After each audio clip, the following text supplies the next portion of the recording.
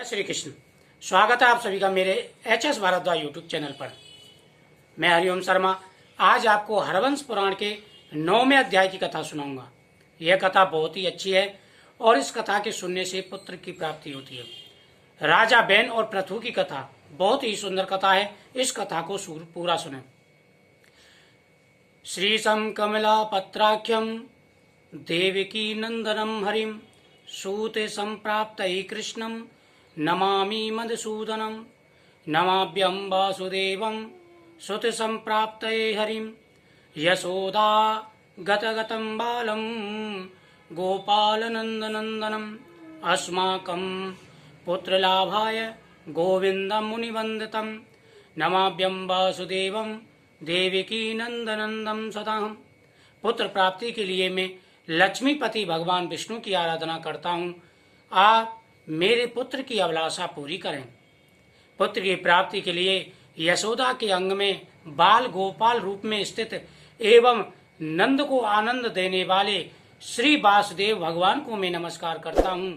मेरे पुत्र की मनोकामना पूरी करें। पुत्र प्राप्ति के लिए देवकी वसुदेव के पुत्र मुनियों के द्वारा वंदना किए हुए गोविंद को मैं नमस्कार करता हूँ। वह मेरी पुत्र की कामना पूरी करें। गोपालं हिंडकं वंदे कमलापतिमुच्यतं पुत्र संप्राप्तये कृष्णं नमामि यदुपंगं पुत्र कामेष्टि फलं प्रब्धं काज्यकाख्यं कमलापतिं देवकी नंदनंदनं वंदे श्रुति संप्राप्तये मम। पुत्र प्राप्ति की कामना से पुत्रेष्टि यज्ञ के फलदाता कमलाक्ष कमलापति देव की सुत को मैं नमस्कार करता हूँ। हे कमलापते, हे वसुदेव, हे भगवान गोविंद, आप मेरी पुत्र की कामना पूरी करें। वैशंपायन जी कहते हैं कि हे राजन, राजा जनमेजय, अति प्राचीन काल में क्षत्रिय वंश में एक अंग नाम राजा हुआ जो सब प्रकार से समर्थ एवं धर्म तथा प्रजा की रक्षा करने वाले थे। मृत्यु सुता सुनीता के गर्भ से उनके द्वारा बैन नामक पुत्र हुआ। यानी अंग नाम के राजा थे और उनके बैन नामक पुत्र हुआ। उनके बैन नामक जो पुत्र था वह तत्व धर्मच्युत व्रतियों से युक्त तथा नाना प्रकार के दोषों से पूर्ण था। उसके शासन काल में वेदों का अध्ययन, ओंकार का उच्चारण आदि धार्मिक कार्य करने की मनाही थी। वह यज्ञ हवन करने की मनाही करते हुए कहता कि मैं ही यज्ञ हूँ, मैं ही यज्ञ करता एवं सबका साध्य देवता हूँ। जो कुछ भी यज्ञ करना हो मेरे निमित्त करें। यानी उसके राज्य में भगवान की पूजा पाठ पर बिल्कुल बैन लग गया था और वह कहता था कि मैं स्वयं भगवान हूँ, आप मेरे ही नाम से जो भी पूजा पाठ करनी है मेरे नाम से करें। वेद के मर्यादाहीन कार्यों से तंग आकर मर्चादि ऋषिगणों ने उसे विविध प्रकार से समझाते हुए अधर्म को त्यागने के लिए कहा, परंतु बैन ने ऋषियों की खिल्ली उड़ाते हुए अहंकार पूर्ण शब्दों में अपने को आकाश और पृथ्वी को अवरुद्ध करने में समर्थ, पृथ्वी के भस्म कर देने तथा उसे जल में प्रवाहित कर देने में समर्थ बताया। यानी सभी ऋषियों ने सभी जितने भी ऋषि थे उनके सामने मारीच आदि ऋषि थे, सबने उसे समझाने की कोशिश की कि तुम हे राजन अधर्म को त्याग दो, अधर्म से किसी का भला नहीं होता है, धर्म का रास्ता अपनाओ, उसी में तुम्हारी भलाई है। लेकिन वह अभिमानी था। उसने कहा कि मैं ही सब कुछ करने वाला हूँ, मैं ही विधाता हूँ, मैं पृथ्वी को जल में डुबो सकता हूँ, मैं अग्नि जल वायु सब पे मेरा अधिकार है। इस प्रकार से वह अवमान में बोला मैं सब कुछ समर्थ हूँ। तब बैन के इस अपमान जनक व्यवहार से सभी ऋषियों ने क्रोध करके राजा बैन को पकड़कर उसकी दक्षिण जांग को मतने लगे, जिस कारण उसे बहुत ही कष्ट हुआ। कुछ देर तक जांग का मंथन करते रहने से जांग से ही एक बोना और कृष्ण वर्ण का मनुष्य उत्पन्न हुआ, जो भय से कांपते हुए हाथ जोड़े वह ऋषियों के समक्ष खड़ा हो गया। यानी सभी ने राजा बैन को पकड़ा और उसकी जांग को मतने लगे। काफी समय के बाद में जब उसकी जांग मती तो उससे एक बोना आदि उत्पन्न हुआ। वह ऋषियों के सामने हाथ जोड़ के खड़ा हो गया। महर्षि अत्रि ने उसे निषिद्ध अर्थात बैठ जाने को कहा। इस निषिद्ध शब्द के कारण ही वह पुरुष निषाद वंश का कर्ता बना तथा उसी के द्वारा धीवर जाति की उत्पत्ति हुई। और वह जो मनुष्य उत्पन्न हुआ था बैन की जंगा से, उससे धीवर जाति की उत्पत्ति हुई थी। इसी द्वारा ही तुषार आदि अधर्मक एवं असभ्य जातियां उत्पन्न होकर विंध्य पर्वत पर निवास करने लगी। और जितनी भी नीच जातियां थीं वह सारी जातियां उसी व्यक्ति से उत्पन्न हुई। क्रोधित ऋषिगण अब राजा बैन की दाहिनी भुजा का मंथन करने लगे। उससे अग्नि के समान तेज वाला प्रजा की रक्षा हेतु धनुष बाण व कवच धारण किए हुए मनुष्य उत्पन्न हुआ, जिसका नाम पृथु पड़ा। यानी जब उसकी जंगा मथी तो उससे वह मनुष्य निकला जिससे नीच जाति के लोग जब सभी उत्पन्न हुए। उसके बाद में उन्होंने दाहिनी भुजा मथी जिससे तेजस्वी पुत्र उत्पन्न हुआ, तेजस्वी मनुष्य उत्पन्न हुआ, जिसका नाम पृथु था। राजा बैन स्वर्ग को सिधार गया। महात्मा पृथु के कारण ही राजा बैन नरक का भागी बनने से बच गया। सभी देवताओं ने लोक पिता में ब्रह्मा तथा अन्य सभी देवतागण, प्रजाजन समूह व अन्य सभी प्राणियों ने वहां उपस्थित होकर तेजस्वी राजा पृथु को प्रजा के पालन हेतु राज्य पद सौंप दिया। और जो दाहिनी भुजा से उत्पन्न हुआ था राजा पृथु, उसी को जो है सारा भार सौंप दिया, राजपाट सारा सौंप दिया। राजा पृथु के राज में सभी प्रजा व प्राणी सर्व प्रकार से सुखी जीवन यापन करने लगे। पृथ्वी जोते जाने के बिना ही अन्न से परिपूर्ण रहने लगी।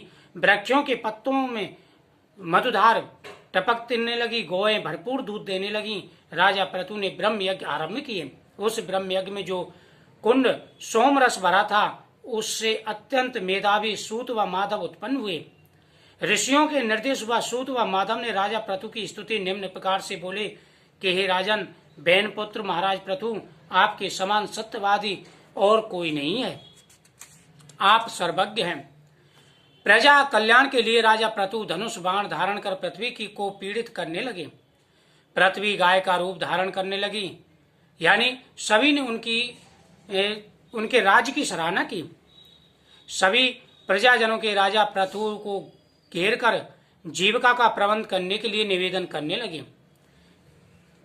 राजा पृथु प्रजा के लिए धनुष बाण लेकर के पृथ्वी गाय का रूप धारण कर तीनों लोकों में छिपने के लिए भागने लगी। राजा पृथु पीछा करते जा रहे थे, कहीं भी पृथ्वी पृथु के भय से मुक्त होने के लिए सुरक्षित स्थान न पा सके। अनंतः पृथ्वी भय से कांपती हुई राजा पृथु से प्राणों की भीख मांगने लगी। पृथु बोले, हे राजन, आप मेरा वध करके अपनी प्रजा की रक्षा में समर्थ नहीं होंगे। केवल आपके हाथ में पश्चाताप के सिवा कुछ भी प्राप्त नहीं होगा। अतएव अपने क्रोध को शांत करें। पशु पक्षी योनि वाली स्त्रियों का वध कर पाप का भागी ना बने। राजा पृथु बोले कि हे वसुंधरे, सुनो, जो व्यक्ति अपने या दूसरों की भलाई के लिए एक या अनेकों जीवों को मारता है वह पापी होता है, परंतु किसी एक को मारने से बहुत लोगों का लाभ होता है तो उसे मारने में पाप नहीं लगता। अतः यदि तुम मेरी आज्ञा नहीं मानोगे तो प्रजा की भलाई हेतु तुम्हें मारने में संकोच नहीं करूंगा।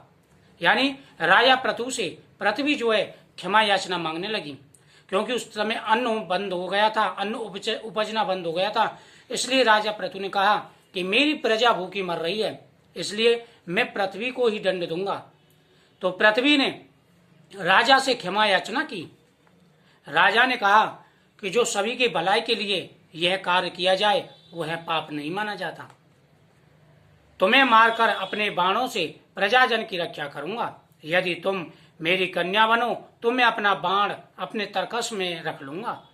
पृथ्वी बोली, हे राजन, जैसा आप चाहते हैं वैसा ही मैं करने को तैयार हूं। पहले आप एक सुंदर बछड़ा बनाएं जिसे देखकर मेरे हृदय में उसके प्रति मात्र स्नेह उत्पन्न हो और मेरे स्तनों से दूध टपकने लगे। फिर मुझे समतल करें जिससे कि मेरे स्थान से गिरा हुआ दूध सभी दिशाओं में समान रूप से फैल सके। पृथ्वी के तल को समतल करने के लिए पृथु ने अपने धनुष के अग्रभाग से पर्वत को उखाड़कर उसके नीचे समतल स्थान कर दिया। पर्वत अत्यंत ऊंचे हो गए। इससे पूर्व पृथ्वी पर न कोई नगर था, न गांव एवं गौरक्षा, कृषि, वाणिज्य मार्ग, सत्य मिथ्यालोप और अकस्मात कुछ भी नहीं बचा। पृथ्वी के परामर्श से प्रभु ने स्वयंमुख मनु को बछड़ा बनाकर स्वयं ही पृथ्वी से अन्न रूप दूध का दोहन किया। तभी से प्रजाजन अन्न के द्वारा जीवन यापन करने लगी। ऋषियों ने अंगरापुत्र बृहस्पति को दुग्ध तथा चंद्रमा को बछड़ा बनाकर चारों वेद रूपी पात्र में तप रूप शाश्वत ब्रह्म दूध को उत्पन्न किया। देवताओं ने सूर्य को दोग्धा और इंद्र को बछड़ा बनाकर जीवन का रूप यज्ञ की हरि स्वरूप दुग्ध का उद्वहन किया। नागों ने तक्षक को बछड़ा एवं ऐरापत तथा धृष्टराज को दुग्धा बनाकर के पृथ्वी पात्र में विष रूपी दूध को दुहा। यानी सभी देवताओं ने और दानवों ने, यहाँ तक राक्षसों ने भी अपना अपना कर्तव्य निभाया। पर्वतों ने शिला को पात्र, हिमालय को बछड़ा तथा सुमेरु को दुग्ध बना करके दुग्ध दहा। इस प्रकार से पृथ्वी को राजा पृथु द्वारा अपनी कन्या मान लिया जाने के कारण इसका नाम पृथ्वी पड़ा। यानी राजा, पहले इसका नाम वसुंधरा कहते थे, जब पृथु राजा की यह कन्या हुई तभी इसका नाम जो है पृथ्वी पड़ा। तो यह 9वें अध्याय की कथा थी। इस कथा का श्रवण जरूर करें और इसके करने से पुत्र की प्राप्ति होती है। इसके सुनने मात्र से ही सभी पाप दूर हो जाते हैं और पुत्र की प्राप्ति होती है। जय श्री कृष्ण।